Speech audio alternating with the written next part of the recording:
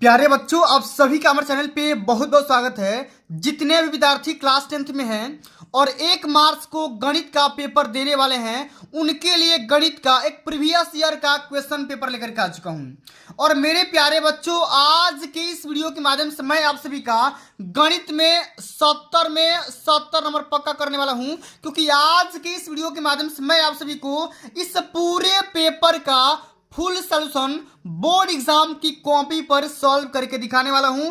और 1 मार्च को बिल्कुल ऐसा ही पेपर देखने को मिलेगा जैसा कि आप यहां पे इस पेपर को देख पा रहे हैं। बिल्कुल ये पिछले साल का पेपर है और आज की इस वीडियो के माध्यम से आप सभी का 70 में 70 नंबर पक्का होगा। सबसे पहले मेरे प्यारे बच्चों, खंड अ के सारे प्रश्नों को नस्ते नाबूद करते हुए सारे क्वेश्चन को एकदम बेहतरीन ढंग से समझने का पूरा प्रयास करेंगे। उसके बाद से खंड ब का भी सॉल्यूशन देख लेंगे। 70 में 70 कोई माई का लाल नहीं रुक पाएगा, इस बात की 100% गारंटी है। तो जितने भी विद्यार्थी 1 मार्च को गणित वाले पेपर में एक कदम धुआं करने वाले हैं, ठीक ना, तहलका मचाने वाले हैं, तो मेरे प्यारे बच्चों आज के इस वीडियो को शुरू से लेकर के एंड तक जरूर देख लेना। वीडियो को लाइक कर देना, शेयर कर देना, चैनल पर नए होंगे तो सब्सक्राइब कर देना। आइए बच्चों, बिना टाइम को वेस्ट किए सेशन की शुरुआत करते हैं। सबसे पहला क्वेश्चन, ठीक ना, जो कि बहुविकल्पी क्वेश्चन पूछा जाता है। क्या है क्वेश्चन कि कौन सह अभाज्य संख्याओं का युग्म है। अच्छा, सबसे पहले मैं आपको बताना चाहता हूं कि सह अभाज्य संख्या क्या होती है। जरा ध्यान से समझिएगा, एक एक चीज आपको क्लियर करूंगा। सह अभाज्य संख्या क्या होती है? ऐसी दो संख्याओं का जोड़ा जिनका मस एक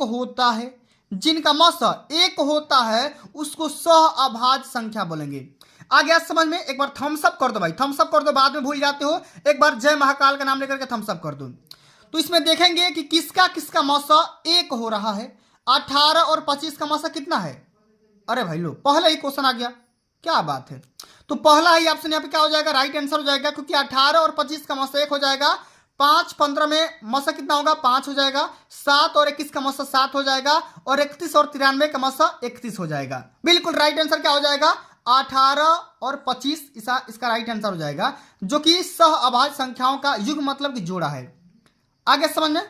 चलिए अगला क्वेश्चन बोल रहा है कि 144 के अभाज्य गुणनखंड के घातों का योग आपको बताना है।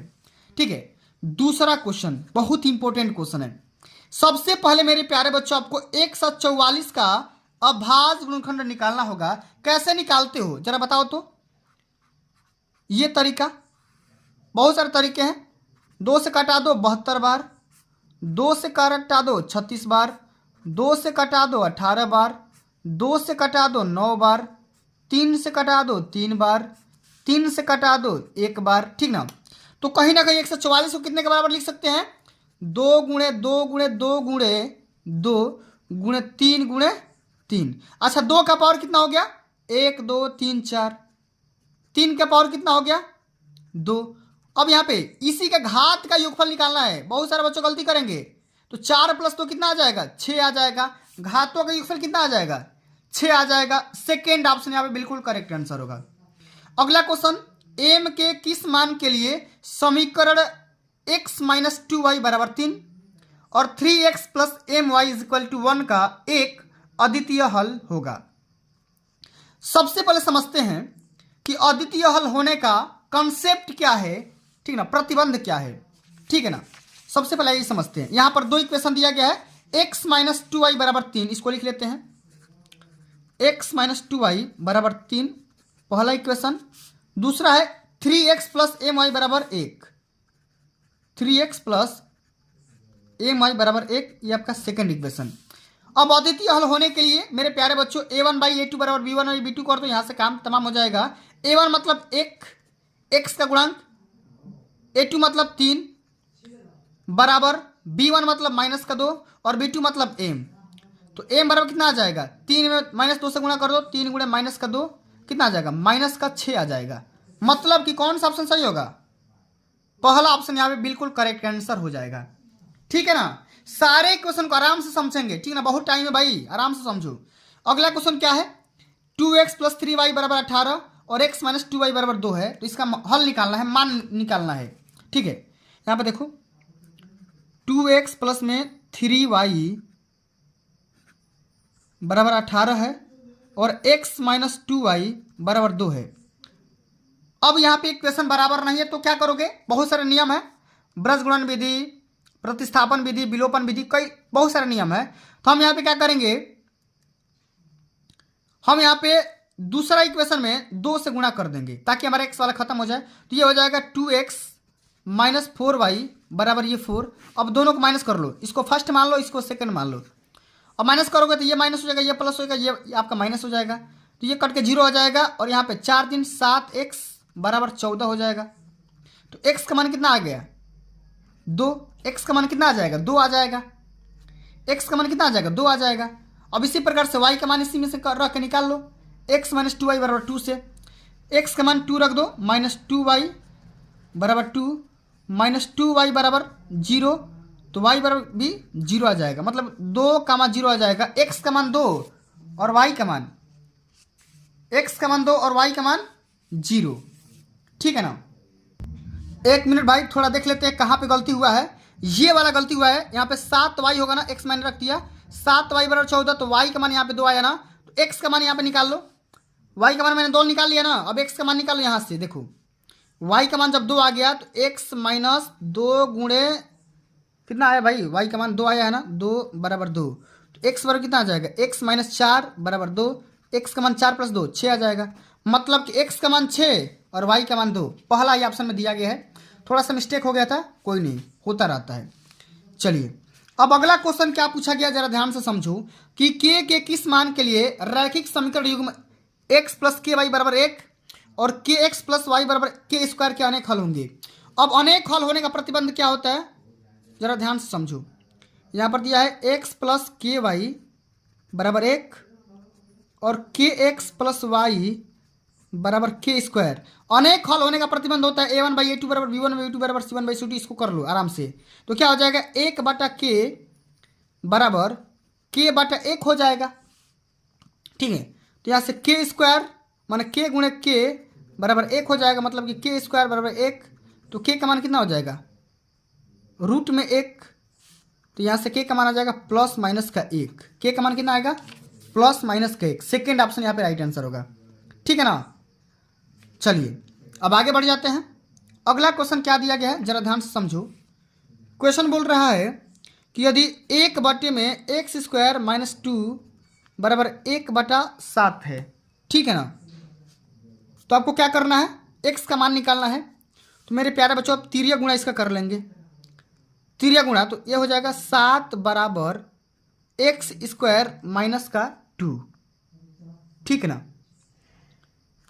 अब यहाँ पे एक्स स्क्वायर बराबर क्या हो जाएगा 7 प्लस 2 माने एक्स स्क्वायर बराबर 7 2 9, एक्स का मान कितना आ जाएगा रूट में 9, मतलब कि प्लस माइनस का 3, मतलब कि प्लस माइनस का 3 यहाँ से राइट आंसर होगा, प्लस माइनस का 3, तीसरा ऑप्शन यहाँ पे राइट आंसर होगा।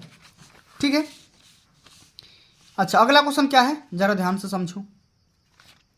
बोल रहा कि व्यास ए बी के वृत्त के केंद्र इतना है और बी के निर्देशांक कितना है, तो ए के निर्देशांक बताइए। सबसे पहले आपको यहाँ पे बनाना पड़ेगा फिगर, तभी जाकर पूरा समझ में आएगा। 7वां क्वेश्चन बोल रहा है कि व्यास ए बी, कोई यहाँ पे देखो वृत्त है, सर्किल है, मैं यहाँ पे बना दे रहा हूँ सर्किल। ठीक है, जो कि व्यास से केंद्र से होकर के जाता है, केंद्र कोई भी केंद्र मान लो यहाँ पे। ठीक है, से केंद्र के निर्देशांक 2,3 है, इसको हम ए मान लेते हैं, इसको हम बी मान लेते हैं। ठीक है, बी का निर्देशांक दिया गया है 1,4 दिया है। ठीक ना, तो ए का निर्देशांक बताना है, एक एक्स वाई मान लो। अब ये इसका और इसका मध्य बिंदु है ये वाला पॉइंट, अब इसी को सॉल्व कर लेते हैं। एक्स प्लस 1/2 बराबर 2 बराबर कर दो, और इसी प्रकार से y प्लस 4 बराबर 2/2 बराबर माइनस का 3। अब इसी दोनों को सॉल्व कर लो, आंसर आ जाएगा x का मान y का मान। तो यहाँ से x प्लस 1 बराबर कितना आ जाएगा 4, तो x बराबर कितना आ जाएगा 3, x बराबर कितना आ जाएगा 3 आ जाएगा। सेम टू सेम इसी प्रकार से y प्लस 4 बराबर माइनस का 6 तो वाई बराबर कितना हो जाएगा -10, ठीक ना। तो 3 कामा -10, 3 कामा -10 तीसरा ऑप्शन में दे रहा है। इस क्वेश्चन को एकदम बढ़िया से समझ करके जाना है, ठीक है। अगला क्वेश्चन बोल रहा है कि 3x² - 12x + k बराबर 0 के मूल बराबर है, तो k का मान निकालिए, ठीक है ना। k का मान निकालिए। तो देखो मूल जब बराबर होते हैं ना तो एक कंडीशन होता है। 8वां नंबर क्वेश्चन बोल रहा है, मैं लिख दे रहा हूं, मूल बराबर होने का प्रतिबंध क्या होता है? प्रतिबंध b² - 4ac बराबर 0। अब यहाँ पे देखो b का मान क्या है? -12 स्क्वायर -4 इंटू a मतलब 3, c मतलब k बराबर 0, ठीक है।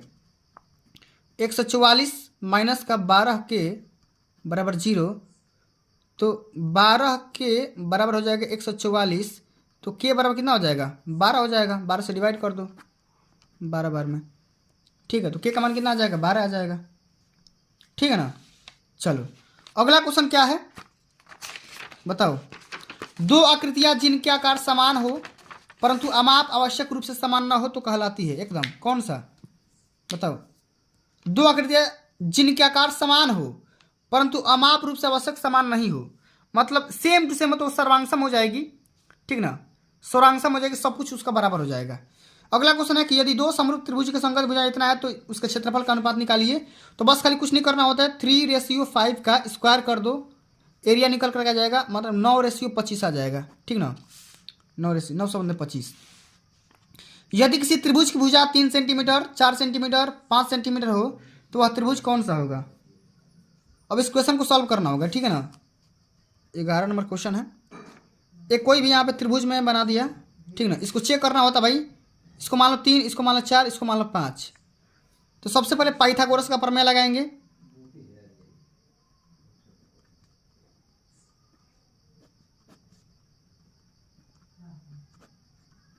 क्या होता है? कर्ण का स्क्वायर बराबर लंब का स्क्वायर प्लस में आधार का स्क्वायर होता है ना। कर्ण मतलब 5 का स्क्वायर, लंब मतलब 4 का स्क्वायर, आधार मतलब 3 का स्क्वायर, मतलब कि 25 बराबर ये 16 प्लस 9, 25 बराबर ये आ गया भाई कितना? 25। जब ये कंडीशन फॉलो हो गया तो ये एंगल आपका 90 डिग्री का होता है, ठीक ना। तो क्या हो जाएगा? ये समकोण हो जाएगा ना, समकोण त्रिभुज हो जाएगा। पहला ऑप्शन यहाँ पे करेक्ट आंसर होगा, ठीक है। अगला क्वेश्चन है कि दो समरूप त्रिभुजों के परिमाप क्रमशः इतना और इतना है तो इनके क्षेत्रफलों का अनुपात निकालिए, ठीक है। अगर परिमाप दिया है ना कितना? 10,15, तो एरिया का अनुपात भी जो होगा ना इसका स्क्वायर कर दो, काम हो जाएगा, ठीक है। दो समरूप त्रिभुज के परिमाप का अनुपात इतना दिया है 12, मैं यहां पे कर दे रहा हूं। परिमाप का मान दिया है, ठीक है, 10 का मान कितना? 15 दिया है ना। तो ये 5 करा दो, 5 गुना 10 5 दिए 15, मैंने 2:3 का रेशियो में दिया है। तो एरिया निकालोगे ना तो क्या हो जाएगा? 2/3 का स्क्वायर कर दो, मतलब 4/9 आ जाएगा। 4/9 मतलब कि क्या? सेकेंड ऑप्शन राइट आंसर होगा, ठीक है। अगला क्वेश्चन इंपॉर्टेंट है। यदि tan थीटा बराबर 8/15 तो कोसेक थीटा का मान निकालिए। अब इस क्वेश्चन को कैसे सॉल्व करोगे बताओ? बहुत ही आसान है। tan थीटा बराबर 8/15 दिया है, यहाँ पे निकाल लो। tan थीटा बराबर होता है लंब बटा में लाल बटा में कक्का, लंब बटा में आधार। तो ये आपका 8 है, ये 15 है, तो ये आपका आसानी से निकाल सकते हो 17 पाइथागोरस का प्रमेय लगा करके। इतना भाई आप करो, ठीक है ना। अब कोसेक थीटा निकालना है ना। कोसेक थीटा बराबर कितना होता है? लाल बटा में कक्का, तो कर्ण बटा में लंब होता है। चूंकि कर्ण हमारा क्या है? 17 बटा में क्या हो जाएगा? लंब। आप सभी का 8 हो जाएगा, 17 बटा में 8 हो जाएगा। पहला ऑप्शन यहाँ पे राइट आंसर होगा, ठीक है ना। चलो अगला क्वेश्चन जरा ध्यान से समझो, सारे क्वेश्चन इंपॉर्टेंट है। यदि 2 कॉस 3 थीटा बराबर 1, तो थीटा का मान निकालिए। देखो बोल रहा है कि 2 कॉस 3 थीटा बराबर 1, तो कॉस 3 थीटा बराबर क्या हो जाएगा, 1/2 हो जाएगा। इतना भाई तो हो जाएगा ना, कोई दिक्कत परेशानी ट्रबल दुख दर्द पीड़ा। कॉस 3 थीटा, अब कास कितने डिग्री का मान 1/2 होता है, तो मेरे भाई कास 60 अंश का होता है, तो 3 थीटा बराबर 60 अंश, तो थीटा बराबर कितना हो जाएगा 60/3। थीटा बराबर कितना हो जाएगा 20 अंश। थीटा बराबर कितना हो जाएगा 20 अंश हो जाएगा, एकदम बेहतरीन से बेहतरीन स्टाइल में, ठीक है ना। अब चलिए आगे देख लेते हैं अगला क्वेश्चन।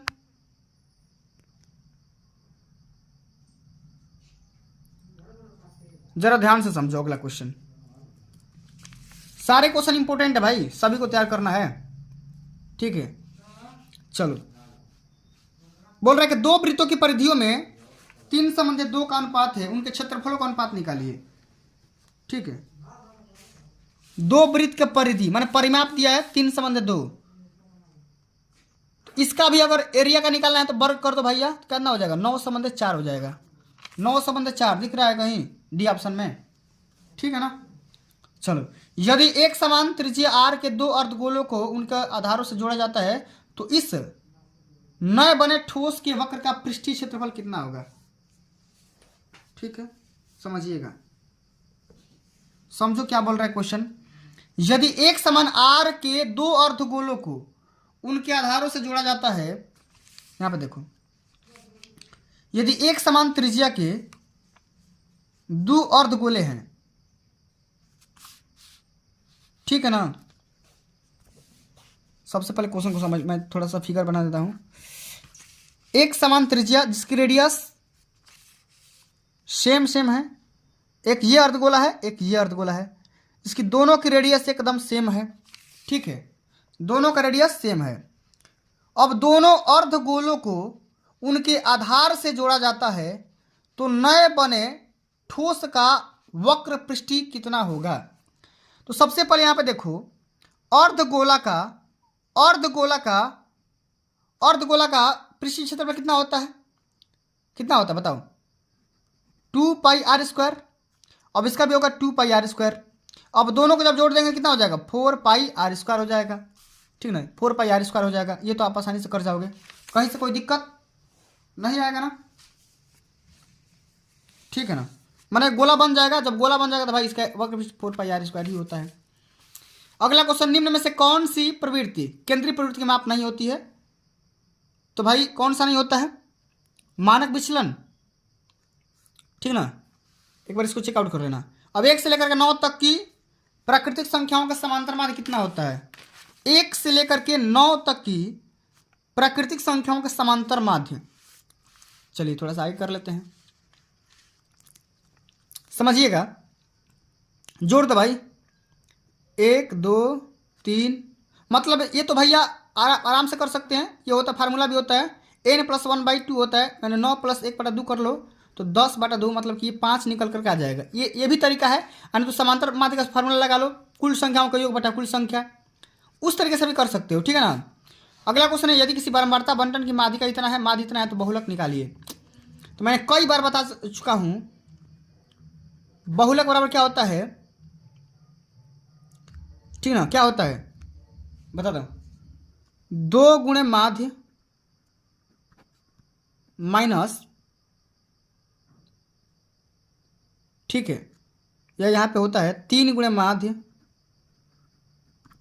माइनस 2 गुणे माध्यिका। फार्मूला क्यों गलती हो रहा है भाई, बहुलक बराबर होता है, सुनो ध्यान से, क्या होता है, बहुलक बराबर 3 गुणे माध्यिका होता है ना, इसी को लिख रहा था, माध्यिका माइनस 2 गुणे माध्य, ठीक है। तो बहुलक निकालना है, 3 गुणे माध्यिका 16 दिया है, 2 गुणे माध्य 15 दिया है, 16 थी 48 माइनस का 15 कितना आ जाएगा, 15 दूना 30, 8 1 18 आ जाएगा, ठीक है, कितना आ जाएगा 18 आ जाएगा। अगला क्वेश्चन, प्रथम 10 प्राकृतिक संख्याओं की माध्यिका निकालिए, ठीक है, कितना होता है भाई, n+1/2, ठीक है, कितना आ जाएगा 5.5 आ जाएगा, 11/2 कितना आ जाएगा 5.5 आ जाएगा। ठीक है ना। इस प्रकार से सारे क्वेश्चन को अटेम्प्ट कर लेंगे। अब रही बात यहाँ पे खंड ब यानी कि सेक्शन सेकेंड, ये वाला सेक्शन बी का सोल्यूशन।